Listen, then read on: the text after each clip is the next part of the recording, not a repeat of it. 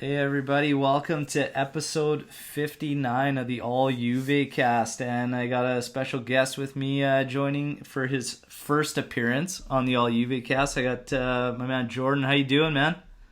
Hello. Thank you for having me. Oh yeah, man. It's good to have you on here. We get involved in quite a bit of discussions over Twitter there, and I appreciate it because you never shy away from your opinions and where you stand on any of the players, and it's good. And there's some good fun in there too, some jokes and whatnot. So I always appreciate that.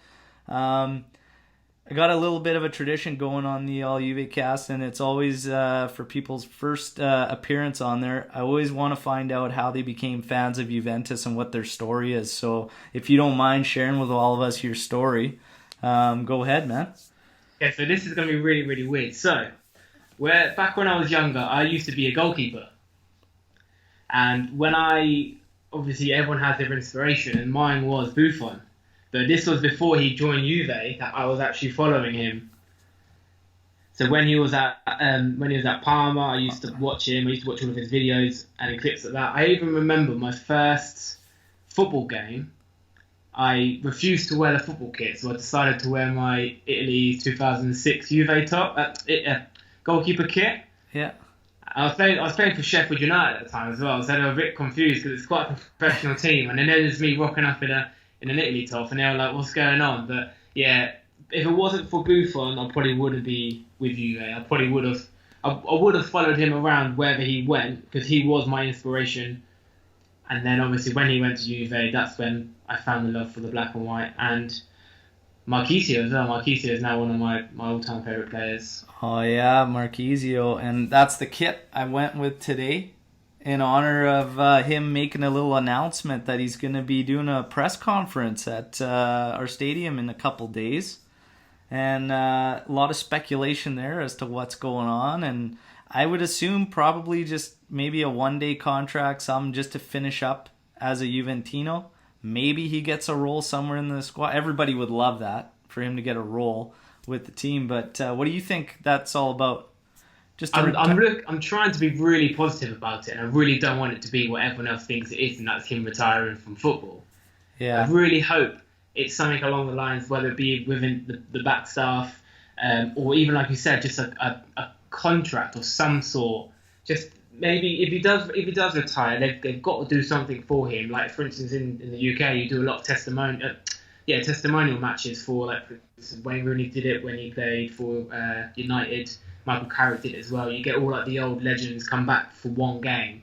Yeah. I don't know. I just want to keep my options open, but I'm hoping it's a positive. Well, I think both of those are going to be positive, really. I mean, if he gets a spot somewhere in a role with the club, I think that would be fantastic. And if it is to retire, I mean, it's nice that he's coming to the club, because you would hope that the club would make it right and give the fans an opportunity to give him a proper farewell. Rather than what we got, right? So I think it is going to be something very positive either way.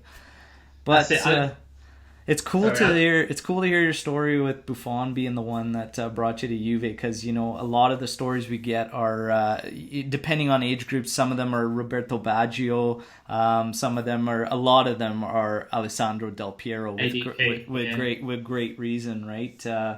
Obviously, highest top goal scorer for the club ever, right? So, and obviously what he did in 06 as part of that group with the other guys, and Buffon being one of them, who literally teams were, I think, handing over blank checks to Juve to get him over, and he stayed with us.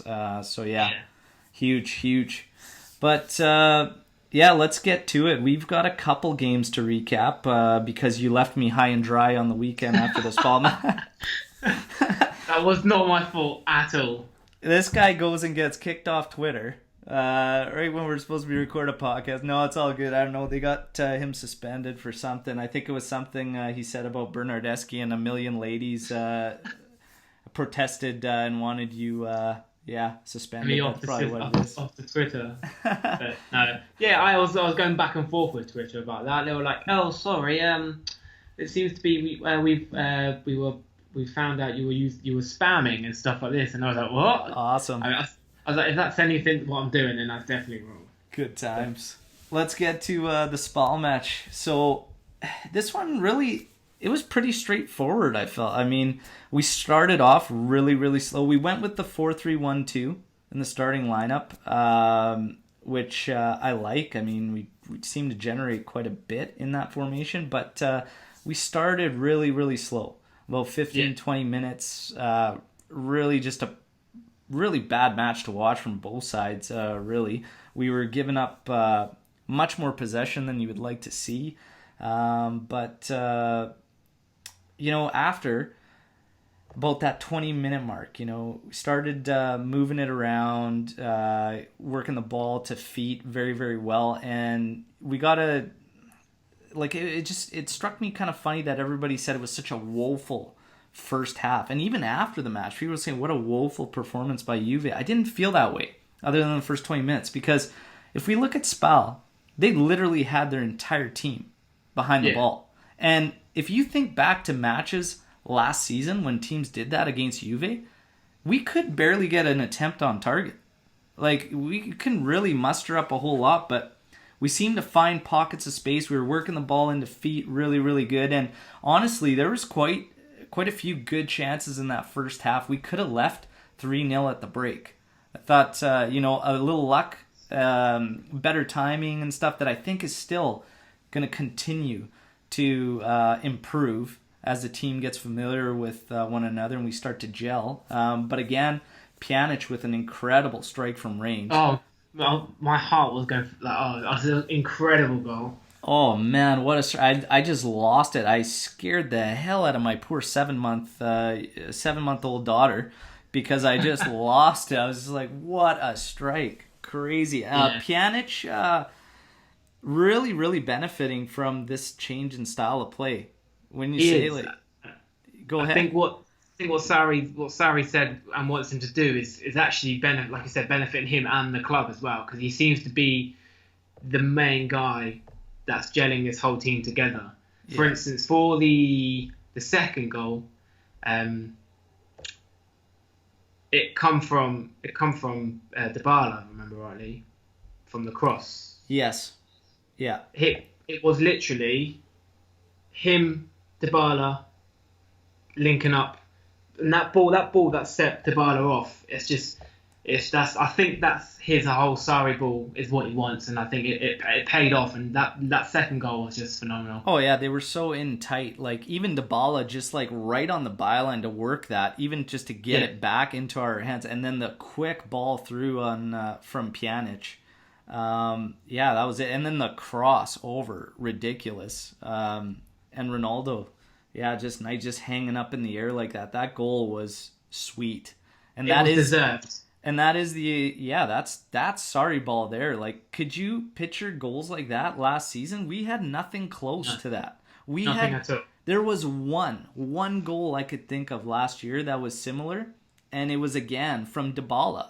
He worked some magic, like 2 or 3 given goals out by the byline, and we ended up completely countering the play and just working it up. And I think it was actually Emre Can that ended up finishing it, but it was all Dybala, like in tight there. It was incredible. I think I remember that game as well. Yeah, but then honestly, I was taken back by fans saying that this was a woeful performance. I mean, Berisha had a game and a half. Oh, he was unbelievable. If it was not for him, it would have been at least 6 or 7-0. He literally. Yeah. I've just looked right at the stats from the game. We had 21 shots. Yeah. And 10 were on target, and they had 1. Yeah. And we managed to score 2 out of those goals. And 3 of them were point blank straight in front of him. Ramsey's header should have gone in. But Ramsey's header in the first half. Dybala, multiple opportunities in the second half. Like Berisha making some great saves. He stoned, I'm pretty sure, CR7 a couple times. It's just... I was taken aback. Like, would you have called that a woeful performance? I thought we were always in control. We started off slow, and it was sloppy. But you know what? We had a trend of doing that and actually only playing solid for one half of football all last season. And this season we had a few matches that were like that too. But, if we got to sacrifice 15 minutes of sloppiness, but we are able to create teams that park the bus against us, I'm happy that we're able to create those, because last year, this type of match, we'd probably be in the 63rd, 65th minute, and we start wondering, are we going to be able to get a chance, an opportunity?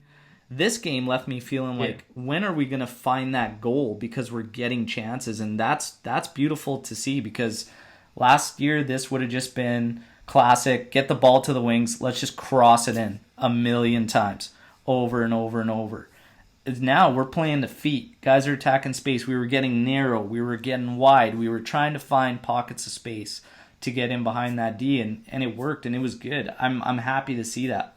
I think so far I've actually been happy with what Sarri's been doing. And, people look at these matches and they say, how on earth are you going to compete in Champions League?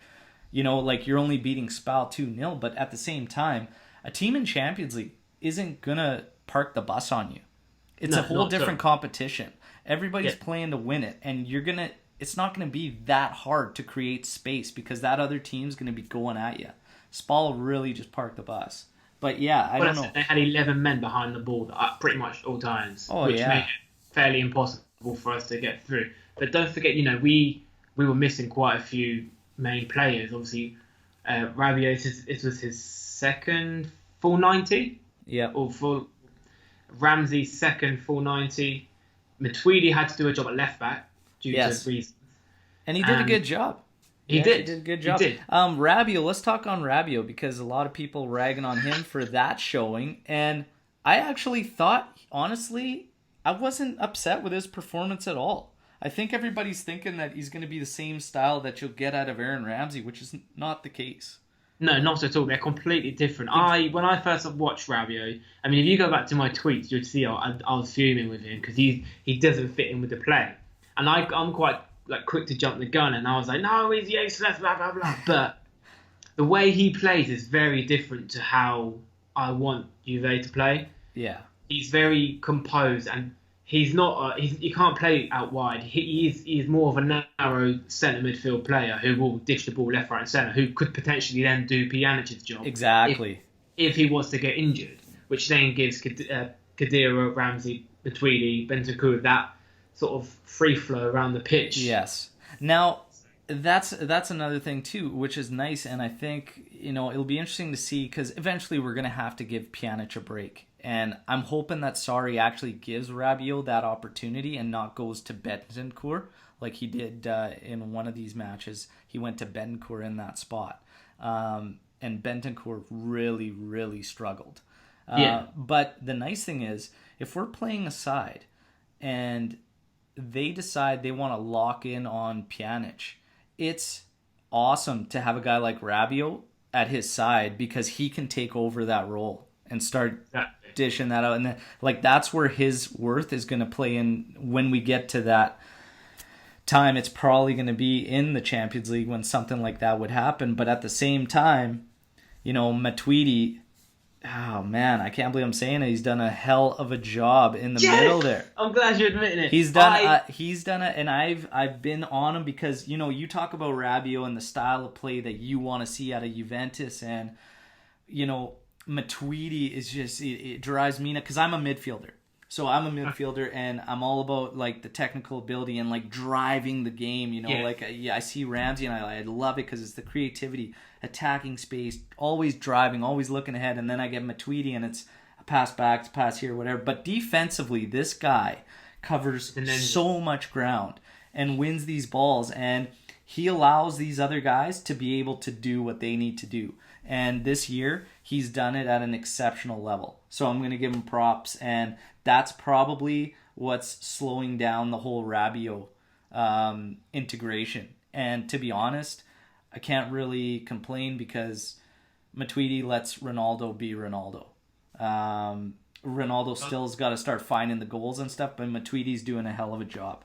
I even asked that question. I said, who surprised you the most out of Juventus players so far this season? And Matuidi's got a bunch. Juan Cuadrado is another guy. Do you know what? He was never a fan favourite of mine, but this year, I think he's he's still got time to progress, but he's getting better. And I think he's more comfortable at right back, Here's personally. here's the thing with Cuadrado. He's getting the ball, and I'm not losing my mind. So I'm like, I know he's doing a much better job because it felt like every time he got the ball previously, like last season, whatever before, I'd be like, oh, here comes the dancing, and we're not going anywhere, you know. Yeah. But this year, it's just been fundamental, and he's been doing a great job. So I got to give props to him there. Ramsey got a lot of shout outs, but Ramsey's not so much a surprise because I think a lot of people anticipated that, right? But yeah, it's been good.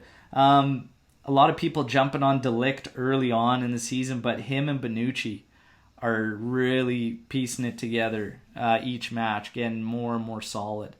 And then this match that just took place today, Champions League match versus Bayer Leverkusen. So your boy nails it 3-0. You had the same score, won a little bit of cash. That's always nice. But I tell you what, if you would have guessed that after watching the first half, not at all. So we went 4-3-1-2. Your thoughts when you see that initial lineup? Because a lot of fans were in uproar again. We had Matuidi, Pjanic, Khedira. We had Bernardeschi and Higuain. So everybody wanted to see, again, Ramsey in the hole, Dybala, Ronaldo up front, possibly Rabiot as one of those midfielders. I was okay with the midfield.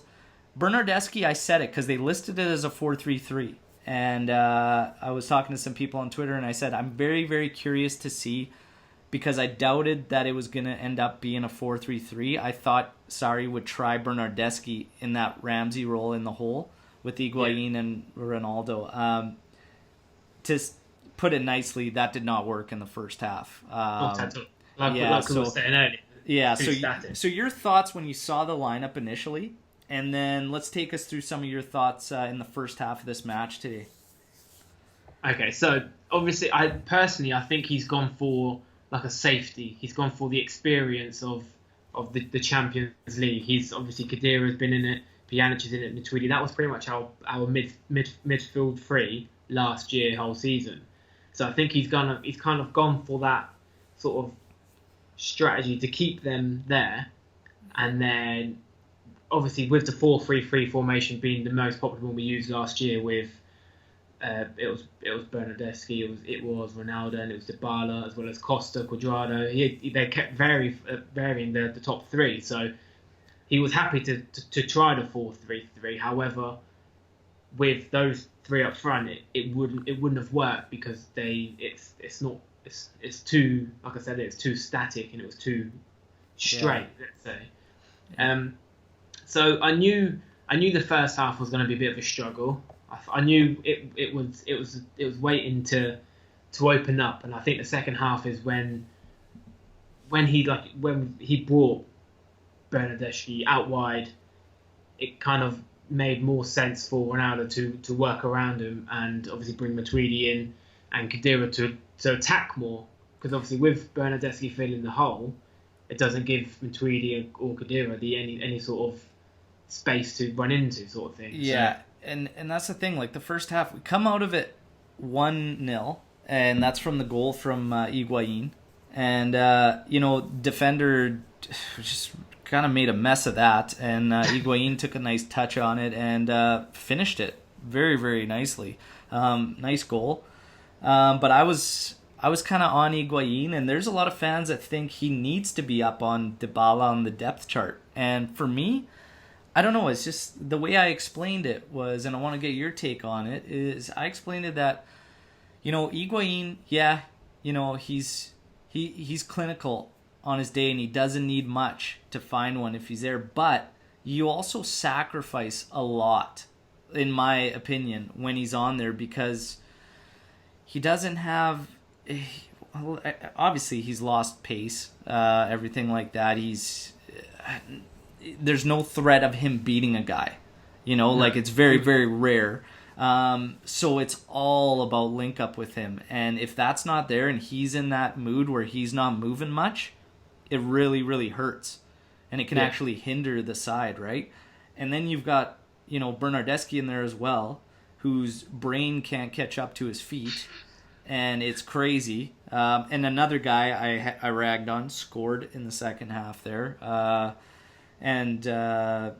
Again, off a nice link up in the second half from Ronaldo and Higuain in the build up, and that's what we need out of him. The second half was night and day, right? With Gonzalo Higuain. I mean, he was moving, and yeah, you touched on it. Sarri just ended up saying, okay, Berner, you're not in the hole. We're going to go 3 straight forwards across, but they had the freedom to rotate and switch it around and whatnot. So you'd find sometimes Ronaldo on the wing, then you'd find Higuain on the wing sometimes. But it seemed to be that they kept Bernardeschi on the right wing, which was fine.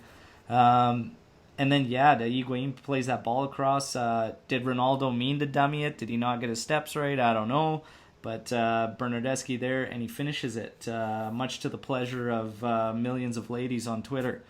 But your thoughts on Higuain being higher up than Dybala on the depth chart? Is he, in your opinion? No, not at all. It depends. He's a typical Sunday League striker.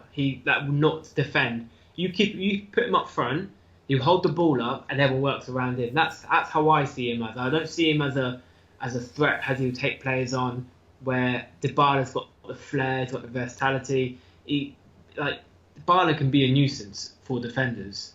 Yeah. Where Higuain, if I was a defender myself, I'd happily let him stand in front of me. He's not going to be a threat to me. He's got his back to goal. Yeah. He's not going to do anything. And I think if we were to play as a 4-4-2, let's say, it'd have to be a 4-4-1 with him as the main guy in the middle for the wingers to work around. Because he's, like you said, he's lost his pace. Yeah. I've never seen him do like a step over. No, he's not. He's not going to take guys on. Yeah, you lose a lot, right? And then, Dybala, here we are, 10 minutes left in the match, and we went to a 4-3-1-2 because Ramsey steps into the game. And then we see Dybala up with Ronaldo again. And, geez, within 10 minutes, there's your third goal. And Dybala sets through Ronaldo. But they can't play together. That's what's going around, and I'm like, where is this evidence that these guys can't play together? Sure, they've been on the same roster for a season, but how many times did we actually see them play together last season? Like with enough workload to actually be able to gauge it and justify it. You couldn't, and to be honest, we weren't even playing a style that it plays to either one of those guys' strengths, to be honest. Like, we were playing ball out wide, cross it in. What is that going to do for Dybala? Ronaldo's got a chance because he's fantastic in the air, so he could still be effective. And the guy's a freak, so he still takes guys on. He's got a wicked shot. He could shoot from range. The list goes on with Ronaldo. But a guy like Dybala, if you're playing that style of game, it's not going to do anything for him, right? But now we actually have a structure. We actually have system. We actually have sequences that the guys seem to understand and have link up. But now the biggest thing was that a lot of people were hoping for is Ramsey being able to free up Dybala so he can kind of start working more further up in that final third. And it's been doing that. It's been helping him big time. And I think the more and more we end up seeing Ramsey, Dybala, and Ronaldo, that's going to be the three that we need up there come crunch time. There's no question for me, but your thoughts on that whole connection. Can Dybala and Ronaldo play together? What do you think about the people that say they can't? I'm not buying it. I'm not buying it. The problem is, obviously, last year it was Mario and Cristiano up top, and that was it. And obviously then it was Bernie, or the odd occasion it would be Dybala. And the problem is with Mario and CR7 is they're both so tall and so strong. So, like you said earlier, it's just crosses in all the time. And that's how we were getting our goals. Yeah. And I think this year there's a lot more different ways of scoring goals. For instance, pass and go, third man run. Even sometimes we can do the crosses. For instance, like tonight, with Higuain whipping it in, Ronaldo stepping over, and Bernie finishing it. So there's a lot more. There's a lot more ways to score this year than it was last year, and I think a lot of that comes from the midfield, which a lot of people were saying when Ramsey was coming in, he's going to be replacing Dybala. Where's Dybala going to play? Because Ramsey's a cam and so is Dybala. But Dybala isn't a centre attack midfield. He's more of a striker. Because when he played with Higuain up top, them two were unstoppable. 2 seasons ago, they were banging in goals left, right, and centre. And obviously this year, last year we accommodated more for Ronaldo, which meant Dybala was in his shadow a little bit. But this year. I think he's going to have more opportunities, and I think with the games he's had, he's played phenomenal. Both 2 or 3 games I think he's played, and he's been top form. And I think if he carries on with him, Pjanic, Ramsey, Ronaldo, it's going to be trouble. Oh yeah, for sure, absolutely. And I do love what I'm seeing out of Sarri so far, because he's asking questions. You know, he's working things around. Like, okay, granted, it didn't look great the first half, but at least he tried Berna in the hole. You know what I mean? Yeah. He tried it. What did he do second half? Made that adjustment? Okay, now we know. If you got to give those guys a rest, it's going to be these guys. They need to be flat 3 up top with Berna on the wing. Because we tried it in the hole, it just doesn't work between them. There's not chemistry, right? But have Gonzalo and Ronaldo rotating and stuff, and it seemed to work. So I like that he's asking these questions. He's finding it out now, early in the season. And we're still getting results. And the thing is, how many opportunities did Ronaldo not finish today? He could have had a hattie. Easily. See, I think he was struggling a little bit, because you watched the first half and he never really went for the ball. He was never determined to win it. He was quite laid back and and he coughed up possession so easily all first half. Like these little passes, he wasn't hitting guys like 5 feet away, and it's like, what's he doing? It was strange, but even Higuain, like they looked so lackadaisical up there, right? And it was frustrating. But the second half was like, boom, switch gets flipped, and it was money. And like I said, we're not strangers to that, because we really went through the entire last season doing that. 1 half poor, 1 half strong, right? And it could have been either one. Some games we had a great first half, really bad second half. Yeah. But the thing is, throughout all of this so far this season, aside from the game against Fiorentina, we've actually controlled all the matches. Yeah. Even when we're playing this season our worst, I still have always felt like we're in control. We're going to end up dictating what ends up happening.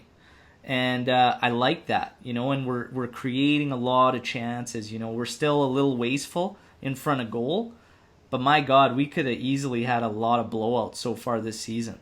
And it's only a matter of time. Like, Ronaldo's like, I'm telling you, I have this feeling it's going to happen, and it's just going to explode. And I think he's going to have a ton of goals by the end of this season.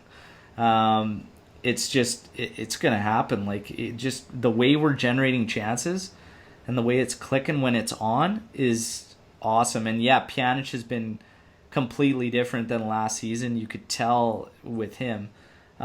He smacked a nice volley today too. If it wasn't blocked, I swear to God it was going in. He's just cracking them. Like, it's awesome. And he's getting higher up that pitch this season, which is nice to see too. Because I was always saying that last season. I said we always had this huge vacant area right at the top of the box where nobody was filling it. And I was like, man, Pjanic, get up there, right? And this year, we are going at it. We're going for it. And we're using Bonucci and De Ligt to protect them in case it comes out. Like, they're all over, eating up that ball. Even if they have to take a professional foul. Even Matuidi did it a bunch of times. Just, hey, you know what? We went in there. It didn't work. Just shut it down. Take the foul. Shut it down. So the system's coming together. It's working great. And today against Bayer Leverkusen, again, De Ligt and Bonucci looked great. Looked fantastic. Juan Cuadrado got caught a couple times, biting in when he shouldn't have, but that's okay. I'm not going to be as tough on him because, again, it's so much better than what we've been seeing out of him for a while. So, any other thoughts you want to touch on from this Champions League match, that we may have missed or whatnot, like your thoughts, anything? Yeah, it's not to do with the Champions League, but it is to do with Ronaldo. So, obviously, recently we had the FIFA Best. Do you reckon his performances are only going to get better because he wants to win the Ballon d'Or? Or do you reckon he's now getting to a stage where he's like, I'm 34 now. I'm coming to my end of my time here. Just enjoy it. Or do you reckon he's going to be more hungrier and more determined to win it again? Man, that is a great question, honestly. I mean, when you think about him and just the way he carries himself and all the things he says, it's hard to believe that he doesn't want to win that thing. You know what I mean? Like, I would say, he wants to win that thing every single season. Yeah. I mean, when your team's up 2-0 or whatever, and you're still on them because they didn't spring you through when you should or whatever, and you're constantly like, that guy is hungry. He's hungry for goals. He's hungry for the accolades. Like, I can't see that part of him. Even if he said, like, this was my last season, I can't see that part of him shutting down. You know what I mean? Like, I think that's just built into him. I think he's wired that way. I don't think it will ever go away. That's my opinion. What's your thoughts on that? If I was in his position, obviously I'm a lot younger. I would want to prove everyone that I've still got it, and I'm hoping that's what he does. And you can see it sometimes in his reactions for when he doesn't score, like his passion for the game, his passion for scoring. It shows, and I think that's something you cannot take away from him. His hunger for scoring, and I'm hoping that with the FIFA Best and the results the way they were, he will come back and win an award under Juventus. Oh yeah, it would be great to see. It'd be great to cap off after a treble as well. But let's go one step at a time and see how things go here. But yeah, overall, I mean, first half against Bayer Leverkusen, I thought the tempo was slow. We picked that up in the second half. Poor passing, picked it up in the second half. Didn't generate much in the first half. Second half generated a ton. So yeah, it just slight adjustments from Sarri, but Leverkusen never had me worried 1 second in this match. No, they had 0 shots on target from the stats they showed. They had 9 shots, 0 on target. Yeah. They had a lot more passes than us, but they did say, the commentator did say before the game that Bayern love to just hold the ball and play it around. But they can do that. But if it's not going to cause us any threat, then I don't really mind. Well, that's just it. I mean, you can sit back there, you can knock it around, but they were going nowhere. It was really no threat whatsoever. Pretty straightforward win, and just a tale of two halves for Juve. I've been saying it a bunch, and I feel it's true, and it's just, we are our own worst enemy. Like, if Juve makes mistakes, like, that's how teams will find goals on us. But like, I think like it's coming together nicely.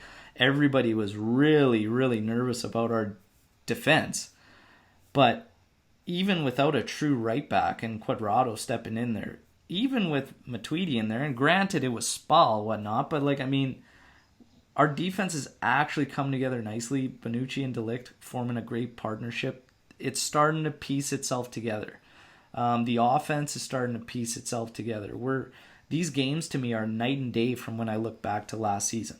So the progress is there, right? And Sarri still has a lot of haters out there and a lot of critics, and they're just on him. And people were ridiculing him after the first half against Bayer Leverkusen, just saying this is Sarri ball, blah blah blah. And then you watch the second half, and it could have been 6-0 the way the scoreline finished. So it's just like, this is what we're getting. He's asking questions. It's still very early in his reign, and I think it's been going fantastic. Like, I mean, I bet if we looked at these results and thought it was going to be this way while going through this transition, would you have thought this is what it, would you have taken that? Like, nobody thought we were even going to draw Atletico. Heck, we should have won that game after what we put forth against Fiorentina. But like, we look like we have a plan this season. Last year, I felt our games were aimless, right? Yeah. Like, But now it's like it's piecing together, and it's getting a little bit better every single match. Today, the first half, yeah, it didn't go our way, but again, it was another rotation, and it was in the 4-3-1-2 with Bernardeschi and the whole Higuain as one of the top forwards with Ronaldo. So it's hard to just say, oh, that was terrible, whatever. Like, it's easy to just say that, sorry, and attack Maurizio Sarri for it, but he's asking questions. He found out it didn't work, and after the first half, he changed it. Yeah. So it's like, go ahead. How many managers would you know would risk trying it in a Champions League match? Exactly, right. And if people want the proof, look at your own reactions when the starting lineup came out. Everybody was like humming and hawing. Oh my God, well, we're not gonna have DePaul, we're not gonna have Ramsey. Here's the other thing we're gonna get into. We got those clowns on Sunday, Merda. So, he's got what? Gave Ramsey 15 minutes, got Dybala 10. So they'll be pretty fresh. Maybe that's the route he wanted to go in that match, and have those guys for that 90. And you know what? Maybe he wasn't too worried about Leverkusen at all, right? And he had the balls to play those guys, like you said, and try it out, and it didn't work. He made his adjustments. We got the result. It's good. On to Merda we go, and this is going to be... It's something everybody's been waiting for a while. Obviously, Conte going there. They've got one objective this season. They can say whatever they want about Europe. It's to knock us off the perch. Yeah. We know that. This match, let's have fun with it and say, Jordan, you're setting the lineup for Juve. I want your lineup going into the matchup in Milan versus Merda, and I want to, let's get your lineup. Let's start there before we get into predictions and all that fun stuff. So go ahead. So I was going to ask you first, because I'm rubbish at tactical situations, but your formation, what would it be? Would you go 4-3-3 or would you go 4... I go 4-3-1-2 based on my opinion that we generate the most chances in that formation. Yeah. We get the most out of our offense in that formation. And based on what we saw so far with the 4-3-1-2 and the players we have, that would have to include Dybala, Ramsey, and Ronaldo up at the top. In the midfield, I would go... Pjanic is no question. I would have Matuidi on the left side of Pjanic. And on the other side, I'm not going to go with Khedira. I'd probably go Emre Can, to be honest. I'm so glad you said that. I was going to say, because I think Can is probably the only one out of all of those who will get stuck in just like Matuidi does. Yeah, and I think when you're playing against a Conte team like that, you're going to want a guy like Can in there and throwing his weight around and being physical in there as well. So you got a couple ball winners. You've got the creativity and distribution of Pjanic and Ramsey, and you've got Dybala and Ronaldo causing problems up top, and Dybala can still be a distributor. So that's probably how I would go with that range. And across the back, just keep it the same. I mean, Cuadrado, here's the thing, and I haven't heard anything lately, but Danilo and De Sciglio should still be out, so it's going to have to be Cuadrado. But even if one of them were back... I wouldn't drop Cuadrado. Exactly. I mean, he doesn't really give you question to, and a lot of people are pretty hard on Danilo so far, very, very early in his tenure with us, but, I mean, he's been doing okay, I feel. I mean, I don't know what people are expecting of him, but he's done exactly what I expected him to be, which is just a stay-at-home fullback, just trying to shut teams down and getting the balls to the guys that need to get it. I didn't expect anything in attacking situations from him, not much, just maybe getting in there involved every now and then, taking a guy out wide and just crossing it in or something like that. But I don't know what people are expecting out of him. Maybe it's a little too much, but I thought he would just be your classic stay-at-home type. Yeah, your typical stat right back. Yeah, but no, that's probably how I would line up. So what are you thinking there? I mean, you could even almost go for like a 4-2-1-1-2 sort of formation and have Chan and Matuidi holding, and then push Pjanic and Ramsey up. So on the counter attack, for instance, that's something we could potentially do, because it still gives us an absolute engine in Matuidi and aggression in Chan. Yeah. Whilst if Pjanic does get tracked stuck up top. Yeah, the thing that would I'd question having him above those guys is just because you got to expect in that 3-5-2, Conte's going to be pressing us hard. And if we get Pjanic up and above those guys, the technical ability of them being able to get it to who it needs to be is going to have to be very, very quick. Something that those two guys, it's not really high on their resume list is the speed, right, of the technical ability to do that. So I think we are still going to want Pjanic closer to those back guys for that press so that he can get the ball up forward. You'll see us probably try those things that we tried this year. Last year we just got it out to the fullback and they would launch it up. This year what we're doing against the press is we're finding Pjanic and he's sending it up because he's much more accurate and he can hit our forward guys and then they hold it up. And then we build from there, and it's been working much, much better than last year. Because last year against the press, just getting it to a fullback and launching it up, yeah, that was not cutting it. And our fullbacks, for whatever reason, were putting it anywhere but where our forwards were. It was really, really strange. Strange to see. Yeah. But yeah, this one's going to be a grind, man. What do you think's going to happen? What do you think for as far as the result goes? It's going to go one of two ways. It's going to be an absolute smashing from us, and we'll get the 3 points with a 2-goal deficit, or it'll be a very tight, close game with a goal either side. Yeah. So that'll be a 1-0 or a 2-1. Yeah, I feel the same way. I think I would love nothing more than this to be Ronnie's breakout for this season. Yeah. He's due. He's had a hell of a lot of chances. The payback for him is going to start coming pretty quick. I'm going to take Juve 2-1 in this one. I think we'll edge them out.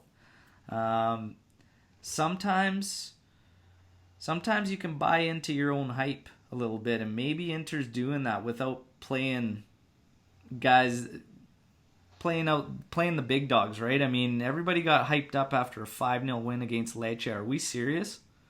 Let's pump the brakes here for a second.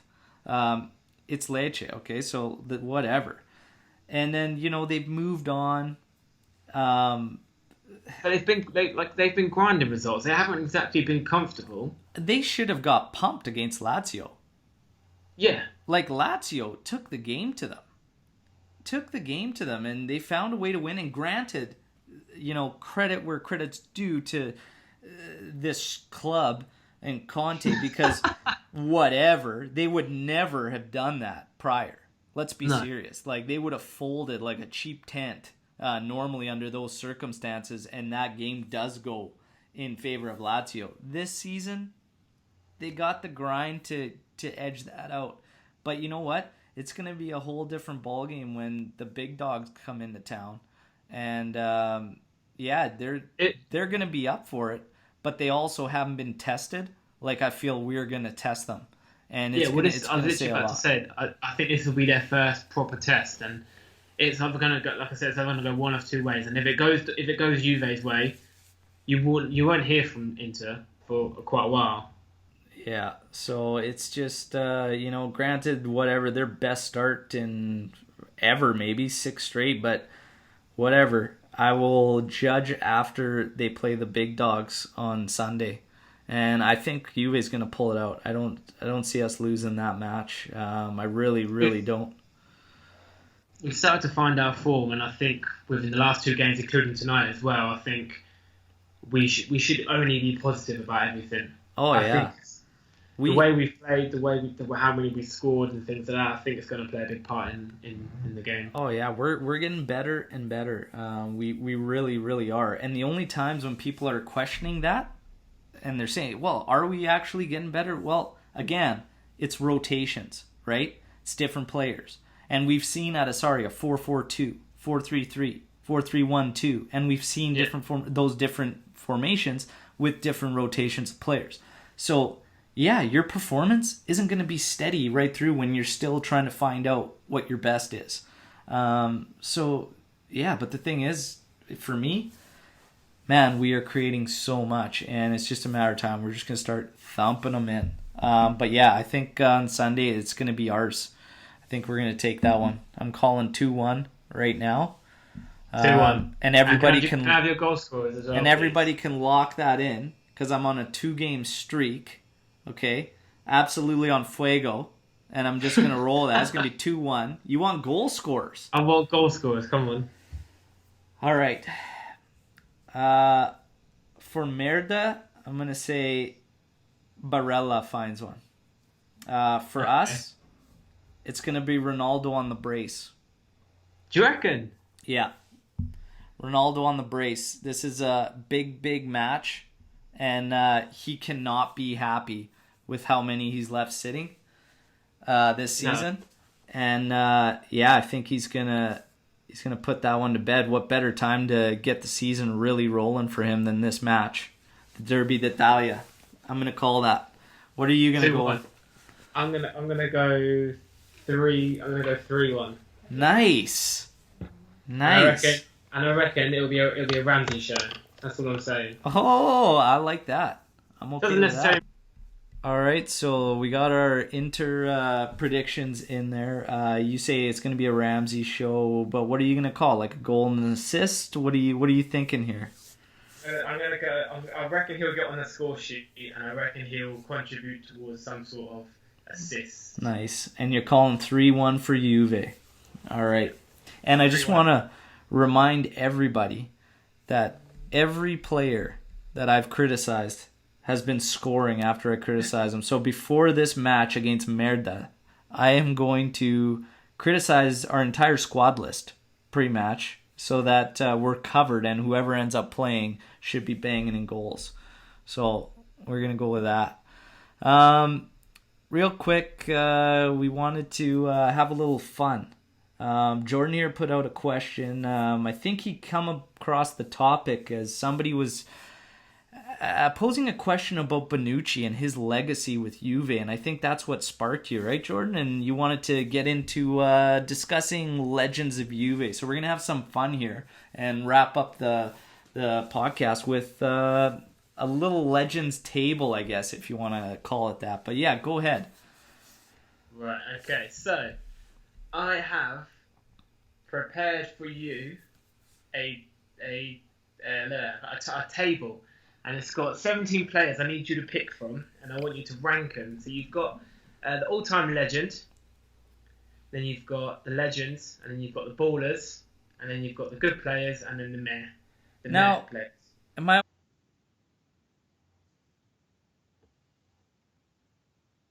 It's just like my gut reaction feeling, but if you want me to break it down, sometimes it might not even make sense. I just don't fit guys in certain categories. But if you're going to want a breakdown, that's going to be tough. But let's go with it and just see what happens. See if you agree with me on what I end up calling. Okay. So you've got so let's go with the categories. You have legend. I've got all-time legend. All-time legend for Juve, okay. And then you've got legend. Oh, okay. And then you've got like a baller, which is a great player. Okay. And you've got a good player. And then you've got like your meh. Like he's good. Okay, yeah, like meh. Okay. Yeah. Okay, so we got... Okay, that's good.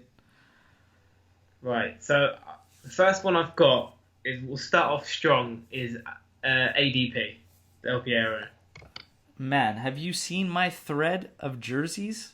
It's all ADP, man. All time. So you're going all-time legend? All time.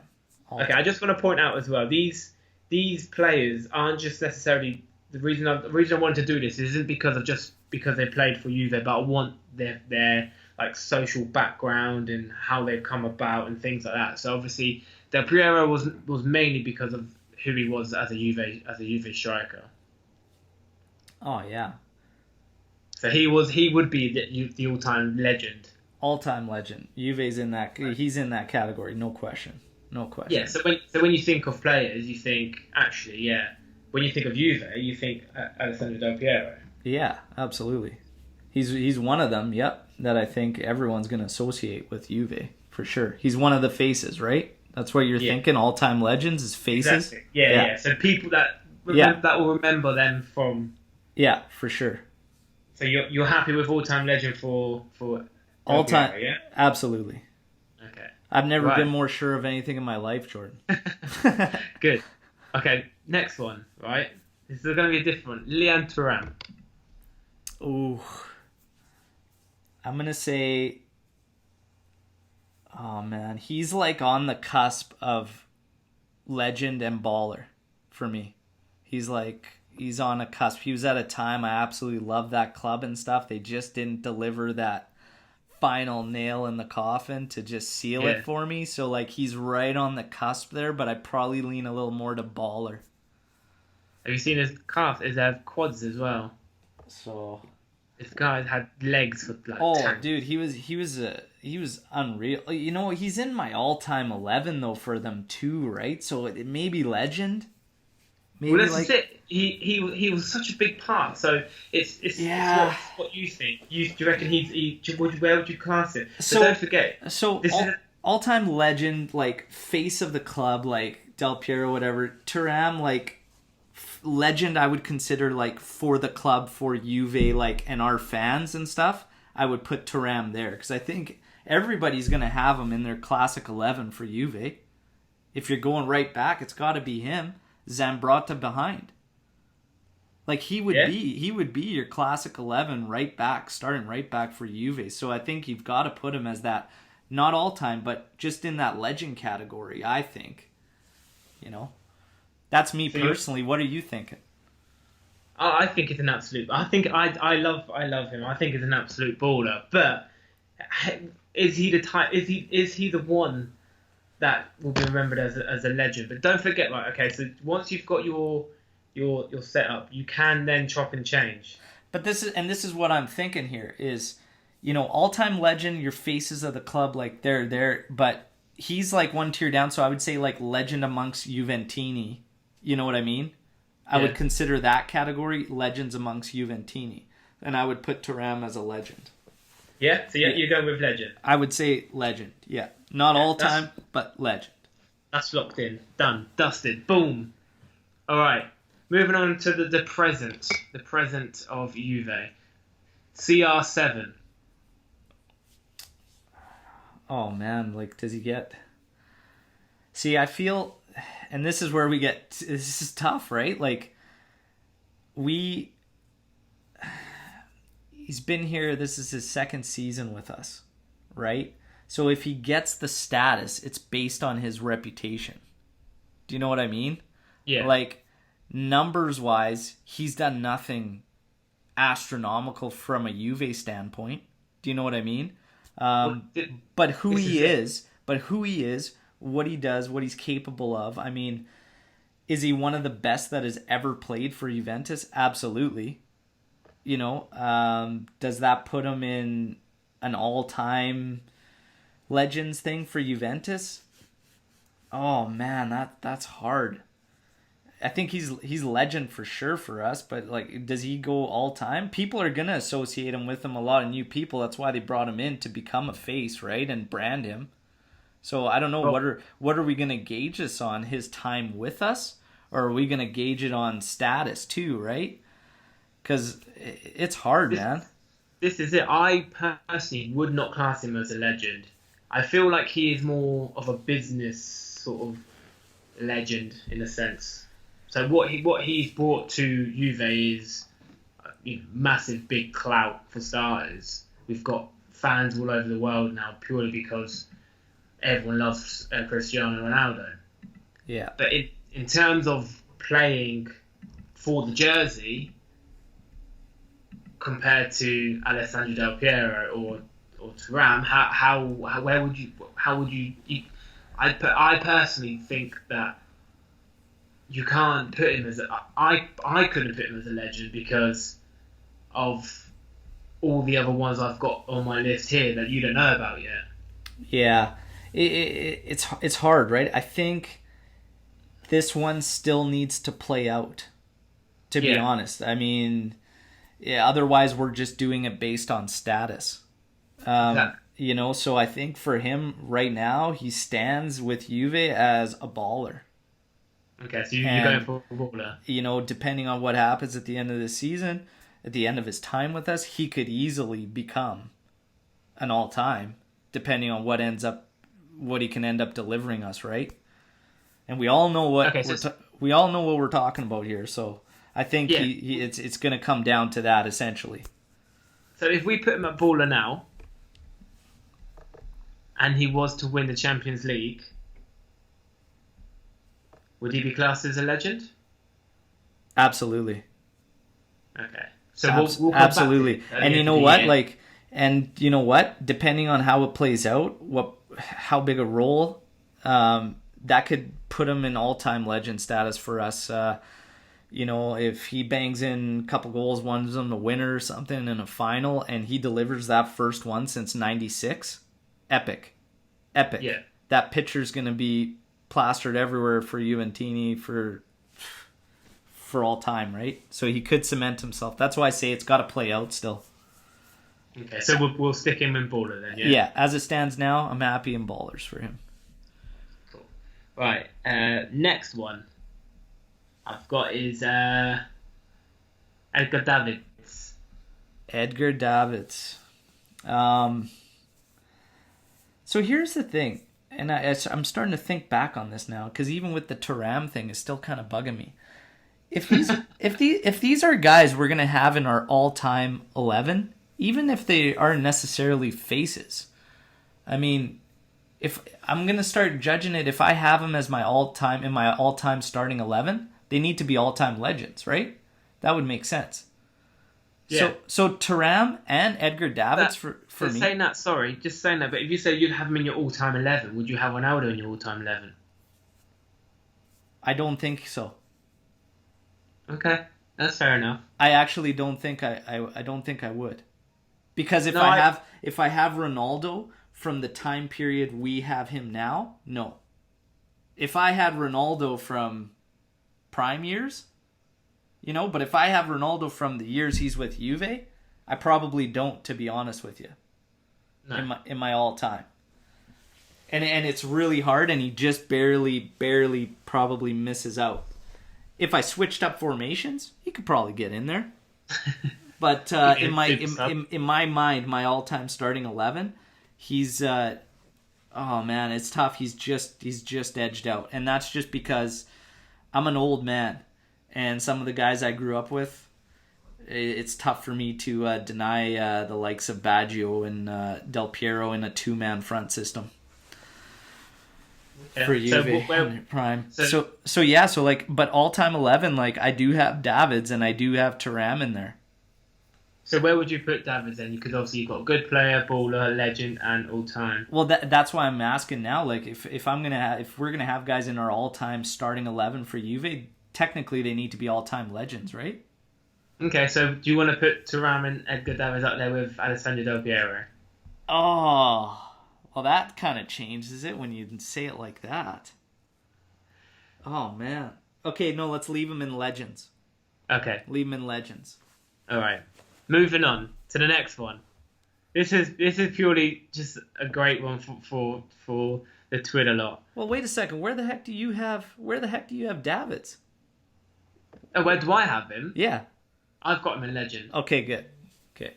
Yeah. I just want to make sure I'm not way out to lunch here and you're like, dude, what's wrong with this guy? Where would you put Mr. Padoin?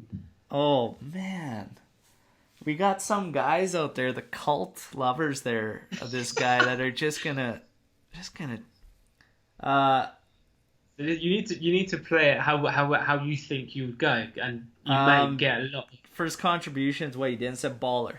I'm just gonna put him in baller. Yeah? Yeah. Okay. What about you? Quick and easy. I probably would have gone good player. He was a good player, but you can't. Could you put him in the same category as Ronaldo? No. So you know what? If he's there, that's right. Because I thought I was going to put Ronaldo legend. So he's got to go down to good player. Okay. He's definitely above Meh. He wasn't Meh. He did played every role, did everything that was asked of him. Yeah, we're gonna put him as good player. Okay, cool. So, right, okay. Next one. GG. All time. Easy. Easily. Okay? Nice and easy. You can't put him anywhere else. And it's not just because of obviously it's just who it's him off the pitch as well. It's just the way he loves the club, and I think It's everything, man. His love for the club, yeah, how he carried himself, like he represented us for so many years. He took over after ADP. He stuck with us in '06 after winning the World Cup. Could have went anywhere he wanted to play. All time. All time. Okay. Right. Okay, I'm just gonna see if I can find.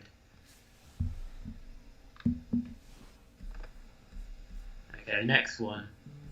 Now there's two in here which I put in who are ex-Juve, but I don't know. I don't know what your thoughts are. So we'll go for Felipe Inzaghi. Baller. Yeah. Yeah, I'd put him in baller. For Juve. No hesitation, just straight in.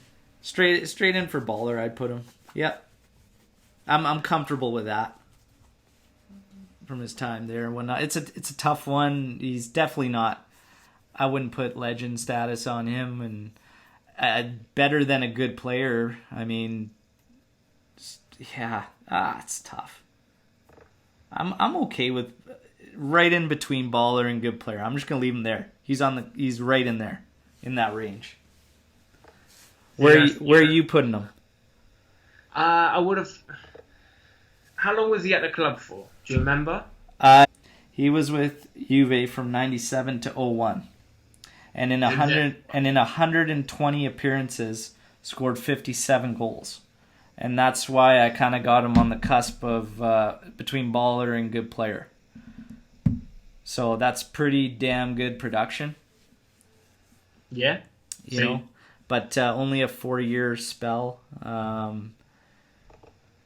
And again, things could have probably changed depending how a couple of those earlier seasons with us went. But that's got to play some part, I think. So, yeah. So I'm going to sit him in there between baller and good player. Okay. Who do we got next? Where did you have him? Well, I've put him in baller. Okay. Because he was a really good player. Oh yeah, for sure. And like I said, that's epic, pretty solid production right there. Yeah. So, okay. Okay. Next one. Conte. Do you have a Just category saying dead to me? Well, I've got a meh because I didn't want to be too horrible. Man, so, and this brings up a really good question. Can you ruin a legacy? Yes, easily. Well, there you go, because there's a lot of people that, as we bring up Conte, you know, we owe him. And I got into this discussion with somebody. It says, you Juve fan base are a bunch of assholes because he won you everything you can win. He captained your team. He won a Champions League with you. As a coach, he gave you trophies. And it's just like, okay. But he also blatantly disrespected the team while he was still coach and then left us high and dry. So I totally understand. And throughout all this, I didn't even really care because a job's a job. I get it. It was, let's be honest, it's, despite what we think about Merda, it's a better job to take than Roma, right? Like, are we in agreement there? Yeah.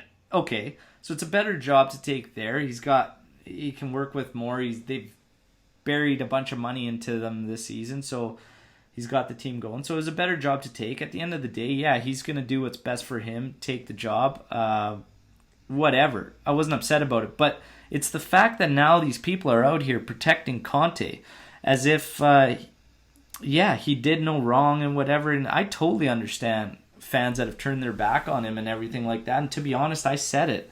I was thankful for everything he gave Juventus, but at the same time, after 2006, you go to those guys, it was already a deal before that. It just rubs people the wrong way, but since '06, it's unspeakable for Juventini. And for me, what he did, I don't know. He he tainted his legacy a bit. And if we're going to go based on accomplishments and just what he's done for the club, everything like that, I think you have to put him in the legend category. But if you believe that you can taint a legacy, then he's in the meh. So okay. It goes on what your personal belief is, and for me, I mean, it sucks. I don't want to throw him in the legend category because he's part of the enemy now.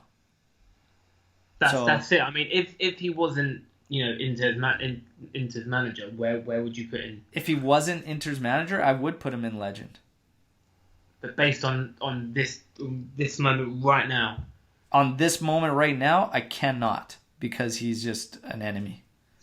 Okay, I can't delete him, I'm afraid. So we'll just stick him in. We'll just stick him in meh. Nah. Right. Okay, this is going to get quite tough now. I think we've got quite a few lined up. Right, moving on. Pick a number between 1, 2, 3, 4, 5, 6, 7, 8, 9. Pick a number between 1 and 9. 7. The maestro. Pirlo. Yes. I want him in legend. Okay, I'm glad you say that, but I want to know why. I just... I want to see if it's the same reason I wouldn't put him in an all-time legend. I'm not going to put him in all-time legend because he just missed out on delivering being a part of the club that delivered the ultimate prize. But I do think he deserves legend status for Juve because he was crucial in the turnaround phase that started this whole 8-year run. He was crucial, and to be honest,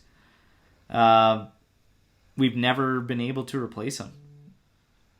No, that's fair enough. Since he's gone, he's a legend for us, and it didn't take long, really. I mean, he didn't have a terribly long stint amongst some of the guys you'd probably throw in legend status, but I mean, what he did was huge, and he almost was part of the club that delivered us the ultimate prize, man. I think, legend for me. But your thoughts? The only reason I wouldn't put him on all-time legend is purely because he's played for Inter, he played for AC Milan, New York, what's it called? New York. The New York FC, New York City FC, as well as Juve, plus many other teams, and I think not that you have to just be set on one team, but to be an all-time legend, you have to be known for the team you played for. Yeah. Which brings me to my next one. Okay. Marchisio.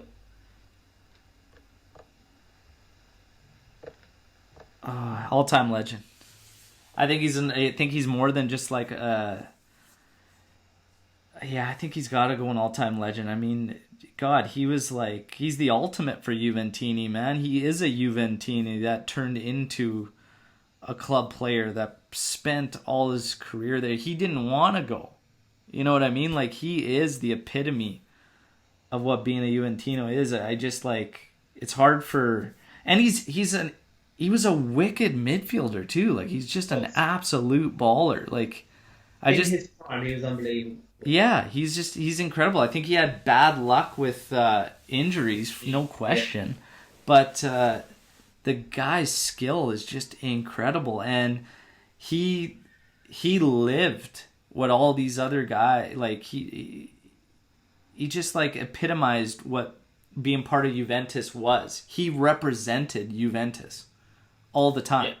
Yeah. In his on the pitch, off the pitch, social media postings, he still epitomizes what it is to be a Juventino. Like, even when he was with Zenit, he was representing Juventus. It was crazy in his social media game and all this, and like, he still come out at that halftime at that one match and shows up at the stadium. Like, he is and forever will be like Juventus, man. Yeah. I throw him in there. Okay, I've got a question for you. What Juventus player is a Juventus fan? A current Juventus player who actually supports Juventus. Chiellini. I'm not sure about that one, but that's not who I had in mind. Like, you're saying what current player supports Juve? And yeah, has supported Juve for many, many times. For many years, sorry. Oh, well, this is a weird question. Like, I mean, has supported Juve for many, many years. I mean, well... From what I remember, he's been an absolute Juve fan for as long as he can remember. Well, I'm trying to think now, going through our whole roster, and... Is it Berna? Yeah, I don't know. Shall I tell you another fun fact? Yeah, hit me. Last season, he played 45 minutes. Yeah. We're not talking about Rugani, are we? No. 45. He only played 45 last year. Yeah. For Juve. I don't even think it was that. I think it was less. For Juve. Yep. And what position? I can't say that. Don't give it away. Yeah, it's not coming to me, man. I thought you meant like, if we were... I thought you were... I misinterpreted the question. I was thinking, if we're a fan... Like, if it was a player right now that just left the club who continues to support Juve, like, who's about Juve right now. Oh, no. That's why I ended up choosing Chiellini. But now, as far as who's been supporting them forever, I'm not sure, to be honest with you. Should I tell you? Yeah. Carlo Pinsolio. Pinsolio. Oh, man. Well, no wonder I don't even think of the guy, man. I forget all about him every single season until the last match. And that is why he is happy to sit on the bench. Unreal. Yeah, I wouldn't... Yeah, little fun fact for you there. He's been a Juve support for don't know how long for, but that is why he will not go to any other club. Nice. Well, there you go. So, he should technically be an all-time legend too. Well, you gotta play, man. You gotta still play. I think the best thing was Juve Twitter when it was his birthday. All the videos of him were just him in training.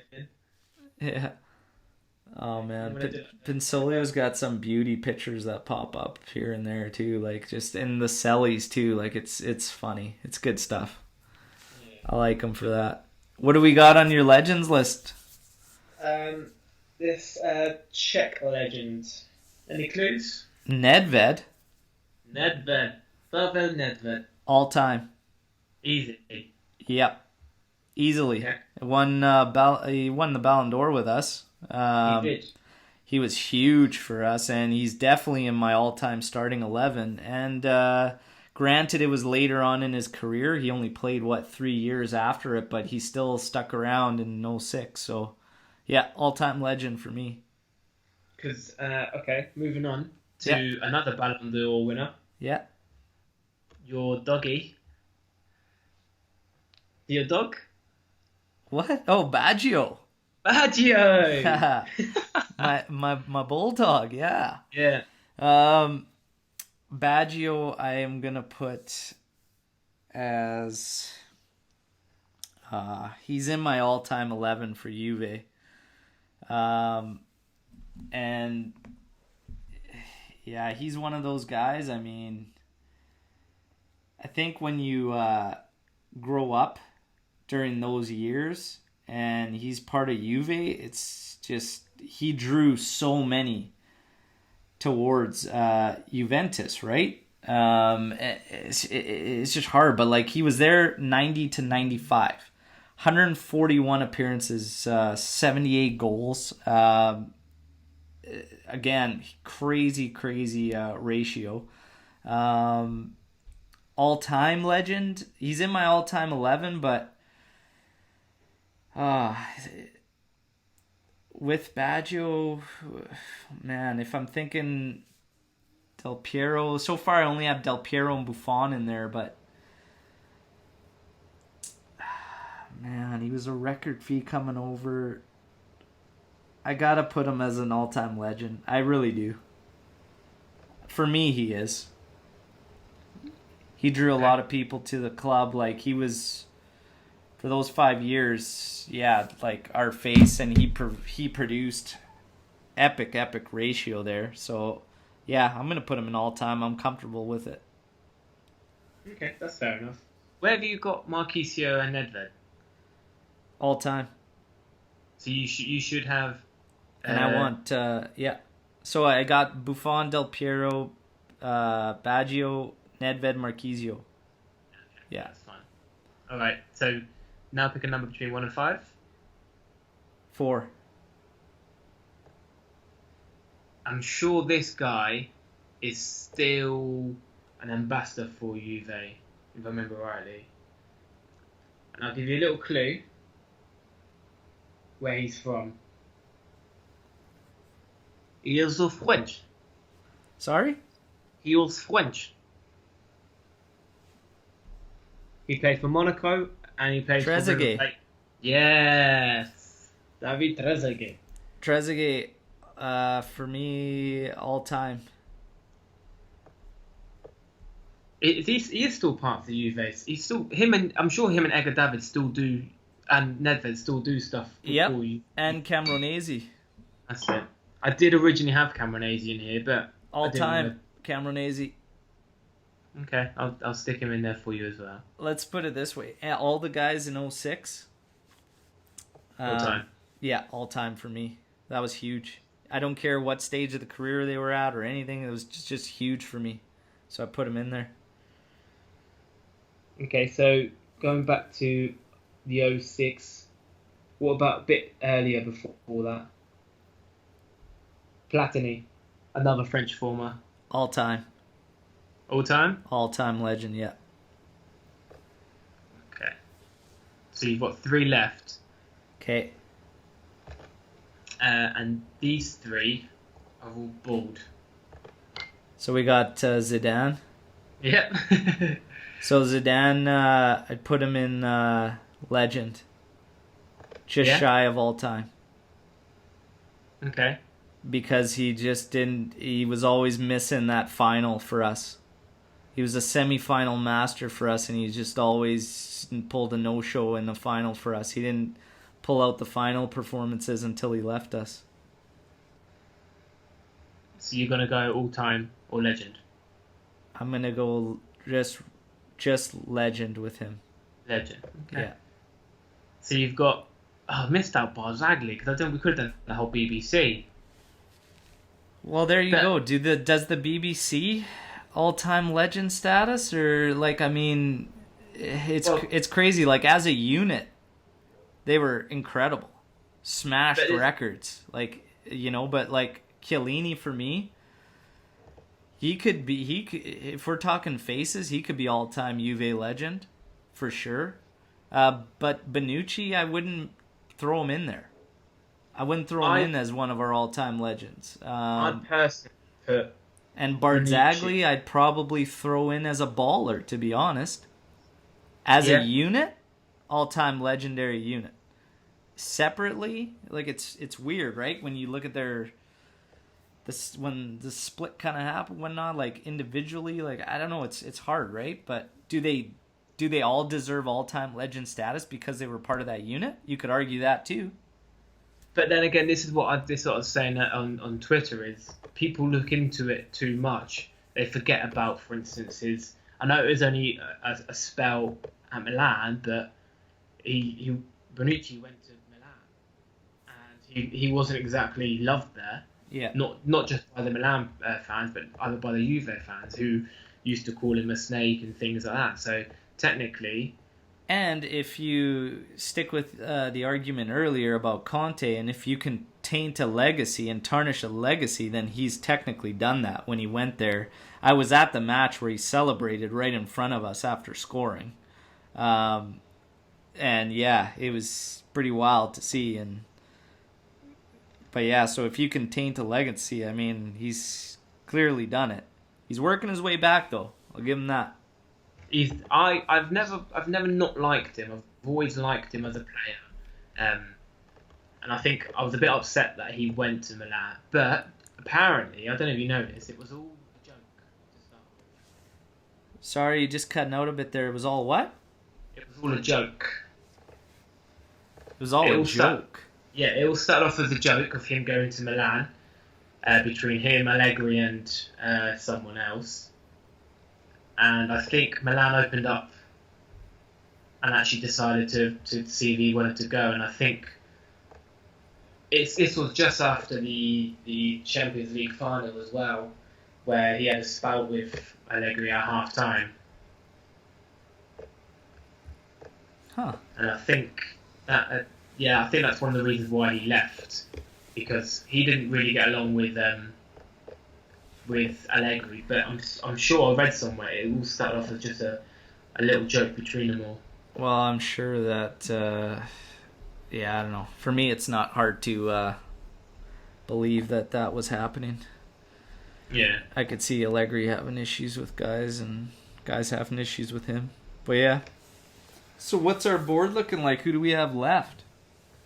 Well, it's just the man. It was just the man himself, Bonucci and Chiellini.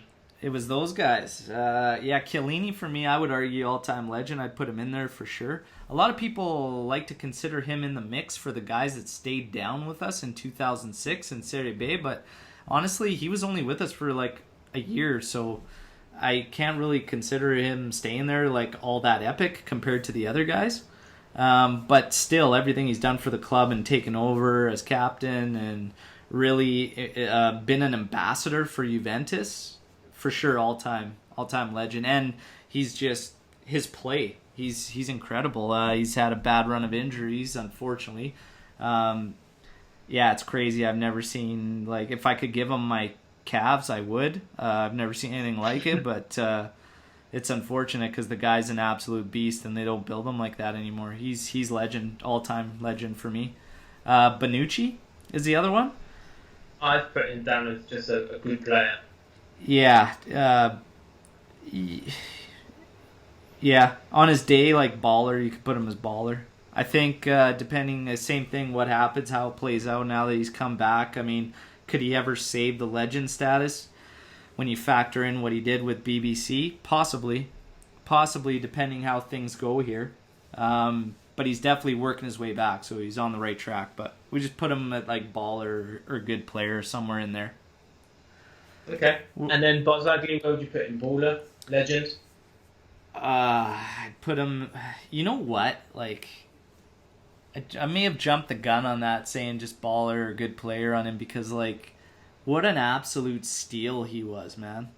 Like, what did he come in for? Some ridiculous fee. And he was a huge part of the BBC. Like, I think he deserves legend status, I think. Put in a lot of time, was part of the BBC, the best defensive unit ever. And, yeah, like, I mean, I'd put him as a legend. And it sucks for Bonucci to do that to him and separate him, but I think you have to, in the sense that he's got to reestablish that legacy that he's tainted a bit, because you and I seem to be on the same page that you can totally ruin a legacy by certain actions, and I think Conte for sure did it.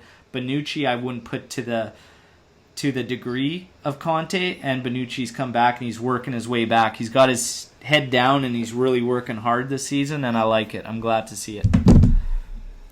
Okay. So speaking obviously about going and coming back and things like that, the last one I've just sneakily put in is Paul Pogba.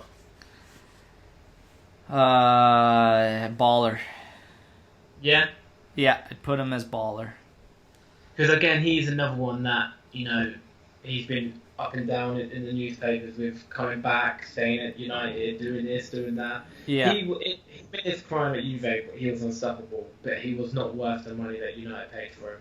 No. Especially how he is now. And I think in this day and age, obviously, money is just thrown at players, and I think a lot of players forget the passion of playing for a club. And I think maybe just a case of buying into his own hype a little too much, trying to push that brand thing so much, and just really losing touch with what all it's all about. It all comes down to what you're doing on the pitch, and I think making that Man U switch was awful. I think it was bad. I think it was bad on his part. He probably regrets it. I think he should. I mean, it was sad. I was pretty choked when he left. I didn't want to see it. I didn't agree with it at all, but it is what it is. If the player wanted to go, they were all about the player's will. It is what it is. If he comes back one day, I welcome him with open arms, I'll tell you that much. I think he's an incredible midfielder. But is it something we lack, though? That's the question. This is a tough one, you know? It's like, do you consider him an elite midfielder? I do. When he's on fire, yeah. When he wants to play, yeah, he can be. Yeah, so, you know, do we have an elite midfielder now? You can make the argument Pjanic is, but he's not.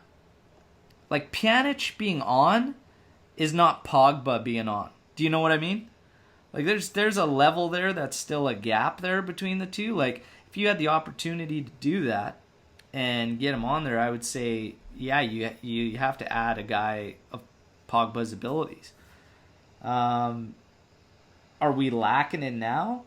Sometimes the system. Sometimes in a strong system that everybody buys into and does their job, it can be stronger. So, I don't really know. I look back at some of these matches when everybody's ragging on Matuidi, ragging on Khedira, and I rag on Khedira too. He's frustrating. I get it. I'm not on people for ragging on them. I'm just saying everybody was in love with our match against Napoli. Who was our midfield? Matuidi, Pjanic, Khedira. Yeah. The incredible comeback we witnessed at Real Madrid. It was, again, Matuidi, Pjanic, Khedira. When we play a certain style with a certain approach and mentality, and now we're seeing with a good, strong system, and we get the foundations and we get the basics right, I think it's just the whole that's a lot better. And you can make that argument with Pogba as well. Pogba was in a midfield with Marquisio, Vidal, Pirlo. Like, that's stellar. You know what I mean? That was fine. I remember that 2000. So you can even make that argument for him that it was the collective, right? In a system that worked, that everybody bought into, and it just took off, man. And every guy was just killing it and putting in great performances. And it's the unit, right? Are we lacking a Pogba? It's hard to say. If the unit gets cracking, and we've talked about it, we think we can be lights out if we put these little things all together.